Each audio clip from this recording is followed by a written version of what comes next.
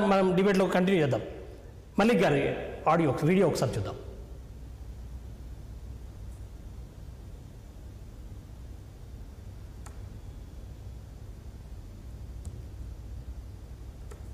నేను మల్లిక్ ఎంవికే సంగీత దర్శకుని. నేను కనిపించకపోయినా నా పాటలు టీవీ సీరియల్స్లో కానీ సినిమాలో కానీ వింటూనే ఉంటారు. మేము ముందుకు రావడానికి కారణం ఏంటంటే జయ జయ హే తెలంగాణ, తెలంగాణ ఆత్మ, తెలంగాణ యాంథమ్, దాని గురించి బాగా చర్చ జరుగుతూ ఉంది మీడియాలో, సోషల్ మీడియాలో కూడా పెద్ద చర్చ జరుగుతూ ఉంది. అసలు ఈ సమస్యకి అంతటికి కారణం అంతశ్రీ గారు అనుకుంటా నేనైతే. ఎందుకంటే నేను కీరవాణి గారితో వర్క్ చేస్తే అయిపోయేది అనుకుంటే అక్కడితో అయిపోయేది.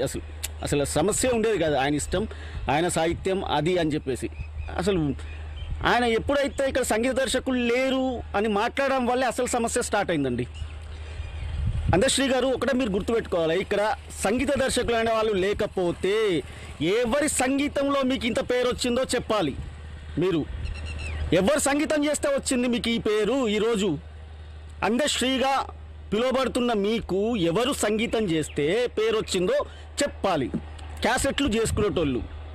నువ్వు అక్కడికి వెళ్ళి వచ్చినావు కదా, అదే క్యాసెట్ల నుండి వచ్చావు కదా, అది గుర్తురాలే? ఇప్పుడు నిన్ను ప్రభుత్వం సీఎం పక్కన కూర్చోబెట్టుకోగానే నీకు అదైపోయిందా? ఒక సంగీత దర్శకుడిగా నా ఆవేదన లేరు అన్నారు కాబట్టి. వీళ్ళందరూ కాదా? భీమ్స్ కాదా? సురేష్ బొబ్బిలి కాదా? వందే మాత్రం సీనన్న లేడా? చరణ్ అర్జున్ లేడా? బొంబాయి బోలే గారు లేరా? ఒకవేళ నీకు ఆ సినిమాటిక్ హంగులు ఆర్భాటాలు కావాలనుకుంటే ఎవరు లేరా? కీరవాణి గారి స్థాయిలో ఎవరు లేరు అని.